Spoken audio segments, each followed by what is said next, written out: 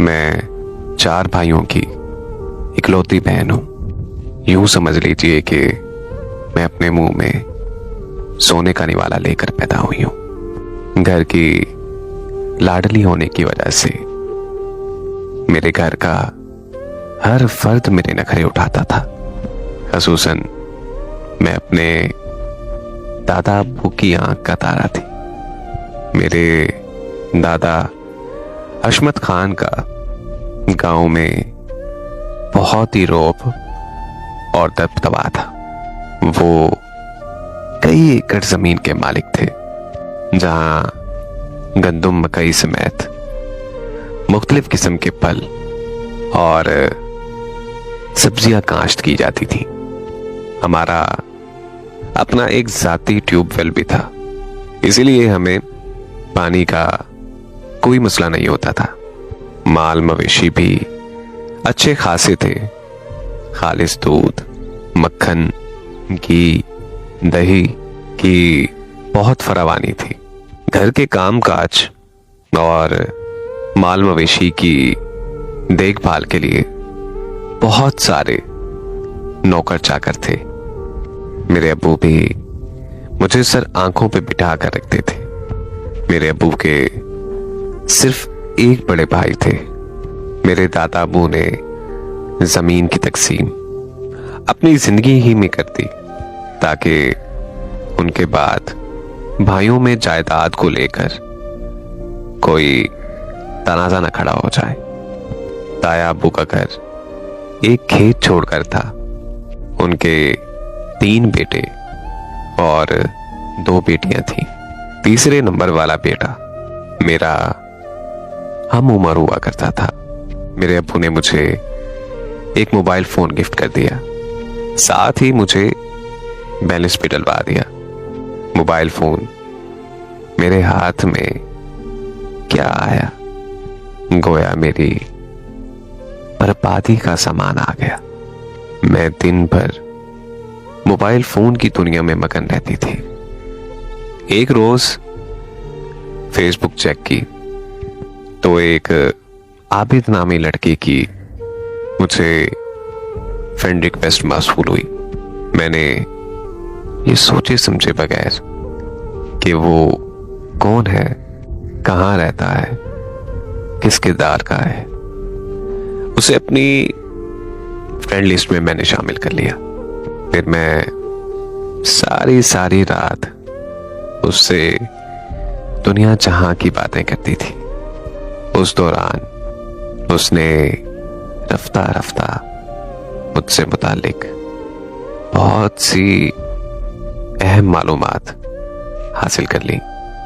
मैंने जब उसकी मालूमात और घर वालों के मुतालिक पूछा तो महज उसने इतना ही बताया कि मैं 2 बहनों का इकलौता भाई हूं और मैं अभी कॉलेज में ज़ेरे तालीम हूं। मेरी वालदा स्कूल टीचर और वालिद साहब सरकारी महकमे में एक मुलाजिम है।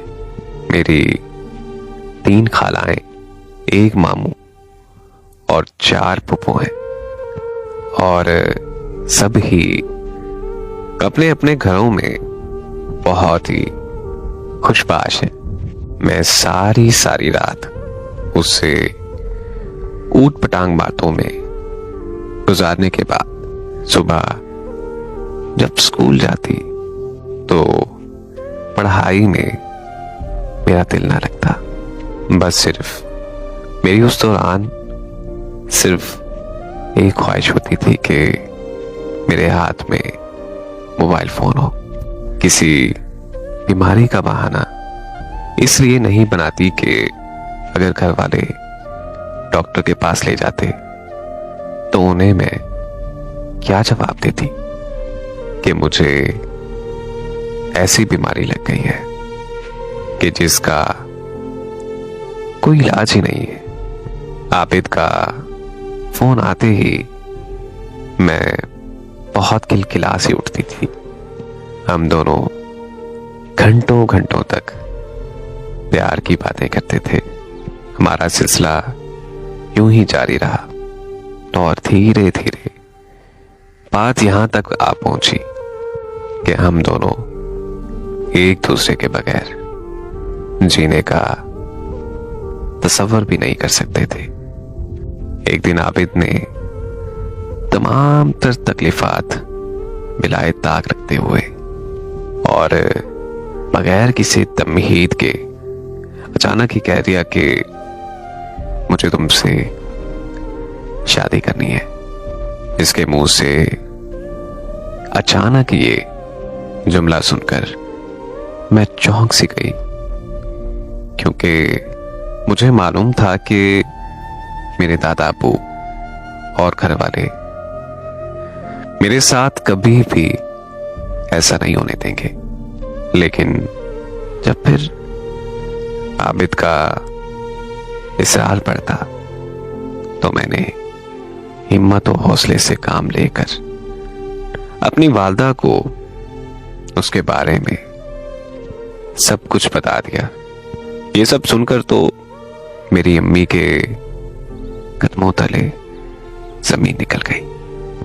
उन्होंने मुझे गुस्से और तशवीश भरी निगाहों से देखते हुए कहा, आज तो तुमने ये बात मुझसे कर दी और आइंदा के बाद भूल कर भी किसी से इस बात का जिक्र मत करना, क्योंकि अगर दोबारा तुमने ऐसी बात की तुम्हारे बाप और भाई तुम्हें जिंदा जमीन में काट देंगे।